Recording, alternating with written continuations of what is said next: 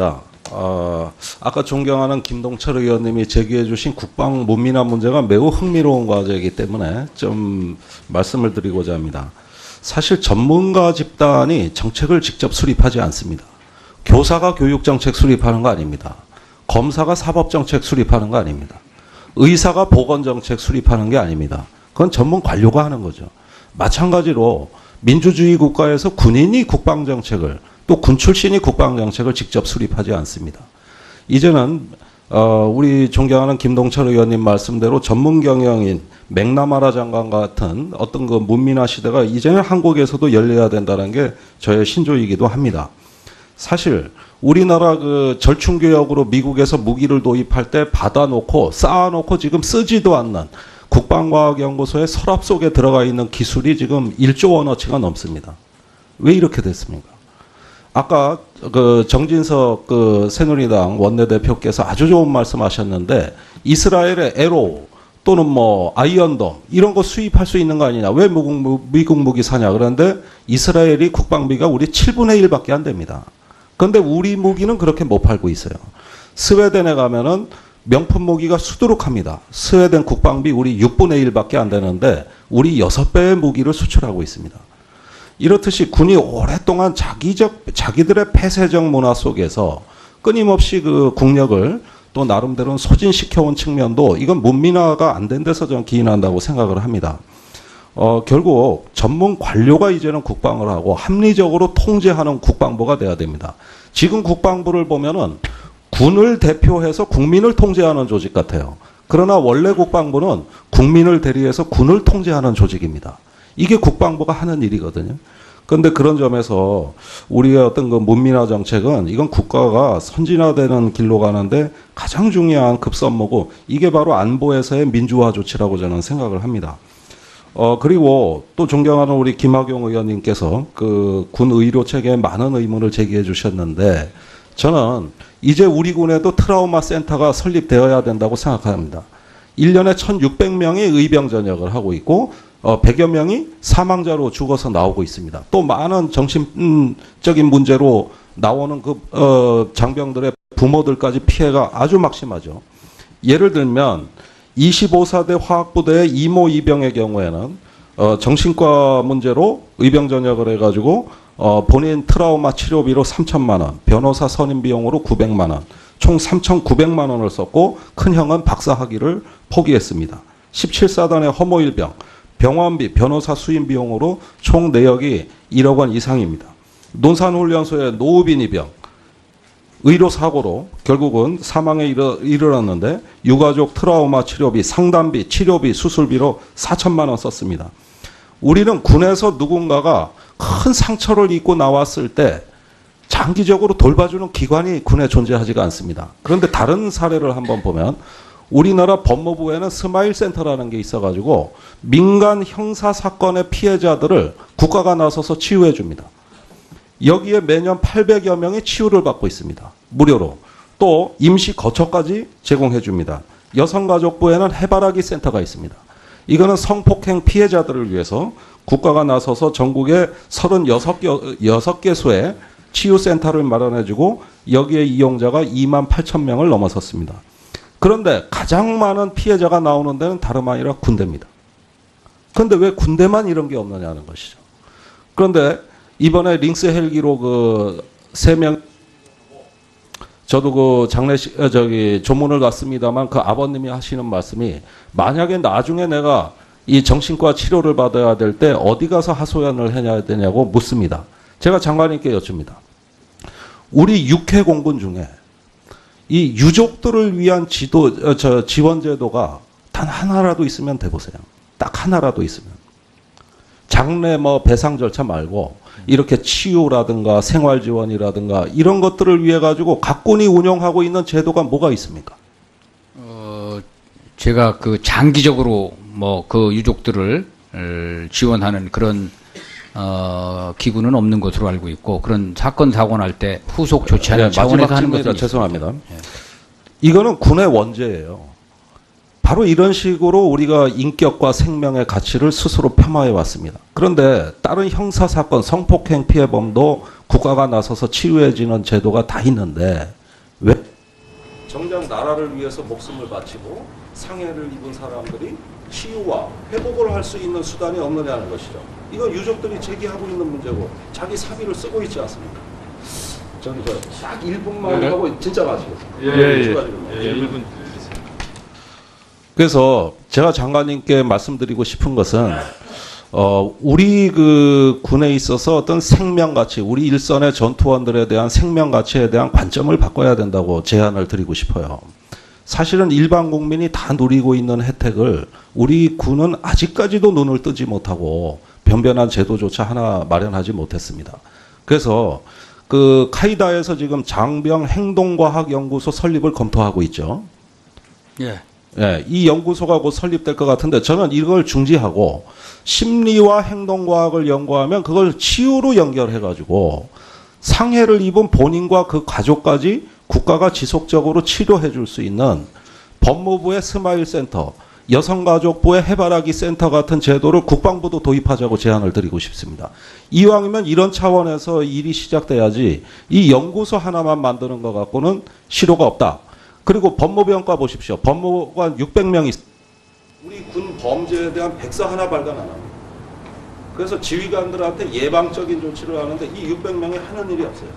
백서 하나 발간을 안 하고 있어요. 이런 것들이 이제 기본이 안 돼 있는 우리 장병들의 안전과 복지, 이후의 치유까지도 이렇게 바라보는 새로운 좀 야심찬 계획을 세워야 된다는 것이죠. 이건 반드시 돈 문제가 아닙니다. 그건 군의 도리거든요.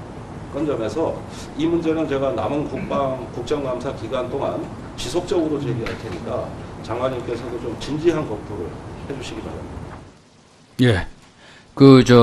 김 의원님 이 트라우마 센터와 관련한 이런 여러 가지 말씀 참 좋으신 말씀이라고 생각을 합니다. 그건 앞으로 저희들이 좀 검토를 해보도록 하겠습니다.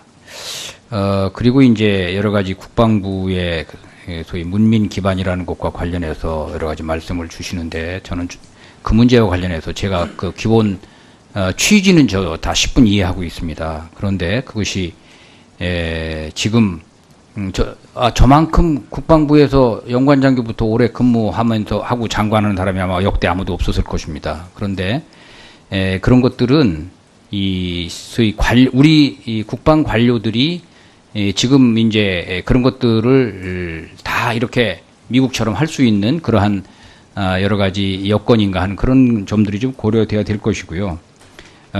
그 말씀 중에 이 ADD에 쌓아놓고 있는 기술이 1조 원 된다. 그건 저는 어떤 근거가 있는지 저도 한번 확인이 필요한 상황이라고 보고요. 가장 중요한 질문은 잘 모르는 반응을 많이 보기 싫은데요. 네. 아까 그 육군의 뭐 구성 비율, 방위력 개선 비율이라고 사실 이런 건 국방에서 가장 대표적으로 단골 자료 요구 메뉴거든요. 신부대에서도 많이 문제가 됐어요. 그건 아마 확인해 보시면 제 말이 과히 다르지는 않을 거예요. 예, 뭐 그런 것들은 이제 저희들이 한번 확인해 볼 사안이라는 말씀을 드리고 이 어떤 나라든지 그 나라의 특성이 있어서 뭐 장관을 누가 하느냐의 문제는 저는 뭐 군 출신이 장관 해야 된다고 주장한 적이 한 번도 없습니다. 그것은 그 정부나 그 대통령께서 얼마든지 선택할 수 있는 문제라고 보고 그런 사람이 있으면 얼마든지 시키면 되는 문제입니다. 저는 그렇게 보고요.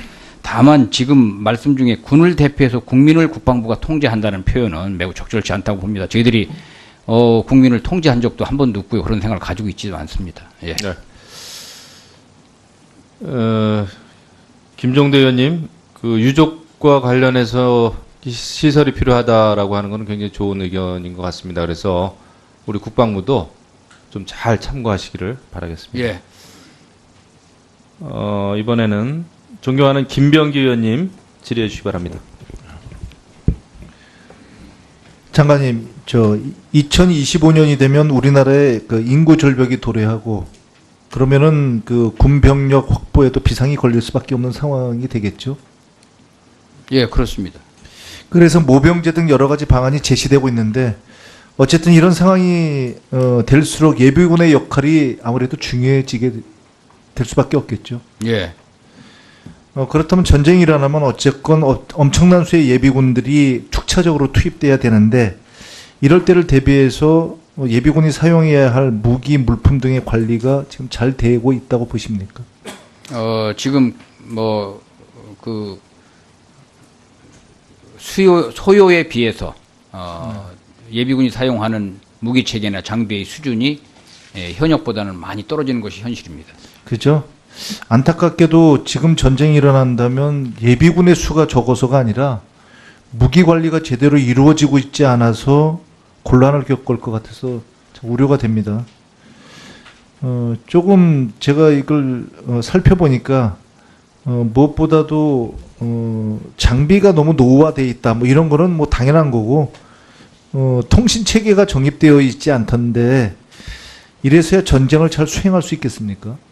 통신 체계가 전쟁이라면 가장 먼저 제가 알고 있기로는 그 안보나 이런 데서 제가 배운 거로는 전쟁이 일어나면 통신 체계가 제일 기본적으로 작동이 돼야 되는데 통신 체계가 상당히 노화가 돼 있던데 거기에 대해서 어떻게 생각하십니까? 그래서 이제 예비군은 기본적으로 현역에서 쓰고 있던 장비가 이제 소위 최신화돼서 되면 그것이 예비군에게 들어가는 체제이기 때문에 구형 통신 장비를 가지고 있습니다. 그래서 이번에 이제 그 다른 국민안전처나 행자부 이런 데하고 협조를 해서 그런 부처에서 하는 이런 사업과 연계해서 예비군들의 그런 통신 체계도 좀 보강하는 그런 방안을 검토하고 있습니다. 그 이번에 보니까 카빈 소총에서 다행히 그 M16으로 소총은 이렇게 좀 이렇게 교체가 되는 것 같던데 예비군 치장용 물자를 보니까 전쟁을 대비해서 절대량을 확보하고 있어야 하죠. 예, 그렇습니다. 전시를 대비해서 군에서 관리하고 있는 치장용 물품이 제가 찾아보니까 18가지인데 맞나요? 뭐 저 의원님께서 다 이렇게 확인을 하셨으면 네. 맞으리라고 봅니다. 근데 그 군의 장비 관리 규정을 보니까 예비군용 치장용 물자 확보의 우선순위를 방탄 헬멧, 판초 우위, 모포에다 두고 있는데 그렇죠? 뭐 그렇게 두고 있더라고요. 예, 예. 그런데 이게 아쉽게도 18가지 물품 중에서 물론 이 18가지 물품이 전시 대비해서 100% 지금 좀 확보하고 있어야 되는 겁니다. 근데 다른 물자는 그래도 90% 이상을 보유하고 있는 반면에 정작 우선 확보해야 될 물자는 목포는 62.3%, 판초 우위는 64.6%, 방탄 헬멧은 80% 정도밖에 확보하지 못한 것으로 나타나 있습니다. 그 우리나라와 같이 그 휴전 국가로 전쟁을 항시 대비하고 있어야 하는 나라에서 물자가 이렇게 소홀하고 부족하게 관리하고 있는 것은 문제가 있어 보이는데 장관님의 견해는 어떻습니까? 예, 그래 그런 관점에서 저희들이 이제 동원전력 사령부를 만들어서 동원전력 사령부가 동원 부대를 직접 관장하고 그러한 물자와 장비를 관리하고 그런 수준을 높이는 그런 방향으로 지금 검토를 하고 있는 것입니다. 그렇죠. 그 한 가지만 더 그 말씀을 드리면 올해 이제 그 M6 교체되기 시작해가지고 올해 완료될 예정이죠. 네, 지금 칼빈이 아주 일부 그죠? 있기 때문에 예. 네. 그런데 보통 총을 보니까 다른 부대로 보내려면 창원에 있는 종합정비창에서 총을 정비하여 보내거나 총을 받는 인수부대에서 알아서 정비 후에 진공포장까지 완료해서 보관하죠. 예. 그런데 제가 이 상황을 보니까 올해 치장용 소총이 22만 정이나 되는데 종합정비청에서 소총 정비 인원은 19명밖에 안 되더라고요. 예. 이러면 이게 소총이 이게 직접 정비하는 게 가능하겠습니까? 네, 좀 제한되는 면이 있겠습니다. 아까 존경하는 김동철 의원님이 제기해 주신 국방 문민화 문제가 매우 흥미로운 과제이기 때문에 좀 말씀을 드리고자 합니다. 사실 전문가 집단이 정책을 직접 수립하지 않습니다. 교사가 교육정책 수립하는 거 아닙니다. 검사가 사법정책 수립하는 거 아닙니다. 의사가 보건정책 수립하는 게 아닙니다. 그건 전문 관료가 하는 거죠. 마찬가지로 민주주의 국가에서 군인이 국방정책을 또 군 출신이 국방정책을 직접 수립하지 않습니다. 이제는 우리 존경하는 김동철 의원님 말씀대로 전문 경영인 맥나마라 장관 같은 어떤 그 문민화 시대가 이제는 한국에서도 열려야 된다는 게 저의 신조이기도 합니다.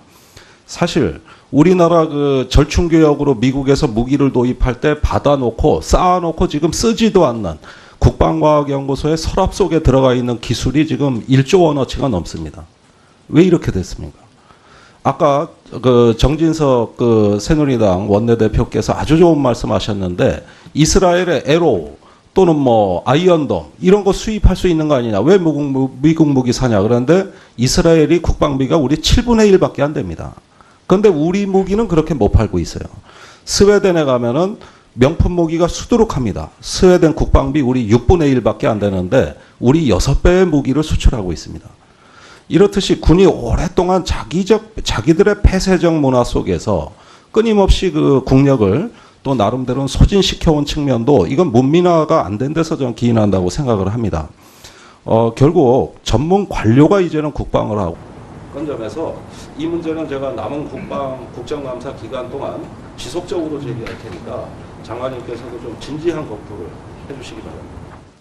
예. 김 의원님, 이 트라우마 센터와 관련한 이런 여러 가지 말씀 참 좋으신 말씀이라고 생각을 합니다. 그건 앞으로 저희들이 좀 검토를 해보도록 하겠습니다. 그리고 이제 여러 가지 국방부의 소위 문민 기반이라는 것과 관련해서 여러 가지 말씀을 주시는데 저는 그 문제와 관련해서 제가 그 기본 취지는 저 다 10분 이해하고 있습니다. 그런데 그것이 지금 저만큼 국방부에서 연관장교부터 오래 근무하면서 하고 장관하는 사람이 아마 역대 아무도 없었을 것입니다. 그런데 그런 것들은 소위 우리 이 국방 관료들이 지금 이제 그런 것들을 다 이렇게 미국처럼 할 수 있는 그러한 여러 가지 여건인가 하는 그런 점들이 좀 고려돼야 될 것이고요.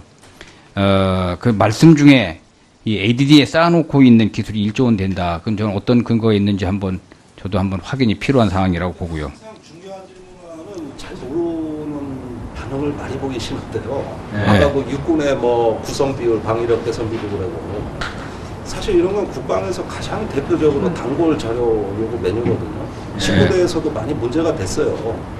그건 아마 확인해 보시면 제 말이 과히 다르지는 않을 거예요.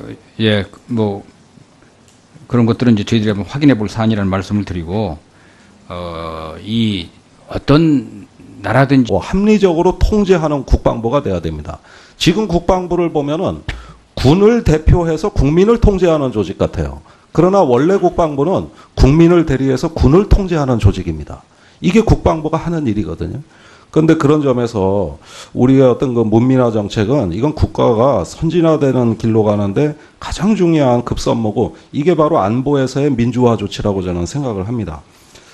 그리고 또 존경하는 우리 김학용 의원님께서 그 군 의료 체계에 많은 의문을 제기해 주셨는데 저는 이제 우리 군에도 트라우마 센터가 설립되어야 된다고 생각합니다.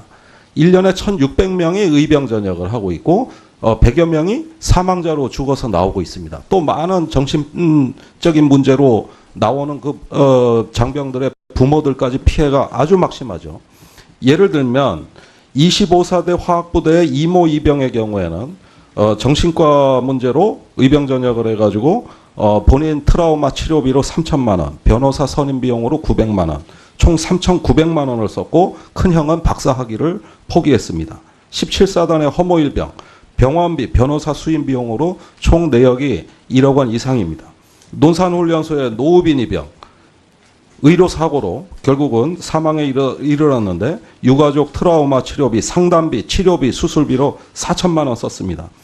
우리는 군에서 누군가가 큰 상처를 입고 나왔을 때 장기적으로 돌봐주는 기관이 군에 존재하지가 않습니다. 그런데 다른 사례를 한번 보면 우리나라 법무부에는 스마일 센터라는 게 있어가지고 민간 형사 사건의 피해자들을 국가가 나서서 치유해 줍니다. 여기에 매년 800여 명이 치유를 받고 있습니다. 무료로. 또 임시 거처까지 제공해 줍니다. 여성가족부에는 해바라기 센터가 있습니다. 이거는 성폭행 피해자들을 위해서 국가가 나서서 전국에 36개소의 치유센터를 마련해주고 여기에 이용자가 2만 8천 명을 넘어섰습니다. 그런데 가장 많은 피해자가 나오는 데는 다름 아니라 군대입니다. 그런데 왜 군대만 이런 게 없느냐는 것이죠. 그런데 이번에 링스 헬기로 그 3명 저도 그 조문을 갔습니다만 그 아버님이 하시는 말씀이 만약에 나중에 내가 이 정신과 치료를 받아야 될 때 어디 가서 하소연을 해야 되냐고 묻습니다. 제가 장관님께 여쭙니다. 우리 육해 공군 중에 이 유족들을 위한 지원 제도가 단 하나라도 있으면 대보세요. 딱 하나라도 있으면. 장래 뭐 배상 절차 말고 이렇게 치유라든가 생활 지원이라든가 이런 것들을 위해 가지고 각군이 운영하고 있는 제도가 뭐가 있습니까? 제가 그 장기적으로 뭐 그 유족들을 지원하는 그런 기구는 없는 것으로 알고 있고, 그런 사건 사고 날 때 후속 조치하는 차원에서 하는 것은 죄송합니다. 이거는 군의 원죄예요. 바로 이런 식으로 우리가 인격과 생명의 가치를 스스로 폄하해 왔습니다. 그런데 다른 형사 사건, 성폭행 피해범도 국가가 나서서 치유해지는 제도가 다 있는데 왜 정작 나라를 위해서 목숨을 바치고 상해를 입은 사람들이 치유와 회복을 할 수 있는 수단이 없느냐는 것이죠. 이건 유족들이 제기하고 있는 문제고 자기 사비를 쓰고 있지 않습니까? 저는 딱 1분만 하고 진짜 마치겠습니다. 예, 1분. 그래서 제가 장관님께 말씀드리고 싶은 것은 우리 그 군에 있어서 어떤 생명 가치, 우리 일선의 전투원들에 대한 생명 가치에 대한 관점을 바꿔야 된다고 제안을 드리고 싶어요. 사실은 일반 국민이 다 누리고 있는 혜택을 우리 군은 아직까지도 눈을 뜨지 못하고 변변한 제도조차 하나 마련하지 못했습니다. 그래서 그 카이다에서 지금 장병 행동과학연구소 설립을 검토하고 있죠. 예. 예, 이 연구소가 곧 설립될 것 같은데 저는 이걸 중지하고 심리와 행동과학을 연구하면 그걸 치유로 연결해가지고 상해를 입은 본인과 그 가족까지 국가가 지속적으로 치료해 줄 수 있는 법무부의 스마일 센터, 여성가족부의 해바라기 센터 같은 제도를 국방부도 도입하자고 제안을 드리고 싶습니다. 이왕이면 이런 차원에서 일이 시작돼야지 이 연구소 하나만 만드는 것 갖고는 실효가 없다. 그리고 법무병과 보십시오. 법무관 600명이 우리 군 범죄에 대한 백서 하나 발간 안 합니다. 그래서 지휘관들한테 예방적인 조치를 하는데 이 600명이 하는 일이 없어요. 백서 하나 발간을 안 하고 있어요. 이런 것들이 이제 기본이 안 돼 있는 우리 장병들의 안전과 복지, 이후의 치유까지도 이렇게 바라보는 새로운 좀 야심찬 계획을 세워야 된다는 것이죠. 이건 반드시 돈 문제가 아닙니다. 그건 군의 도리거든요.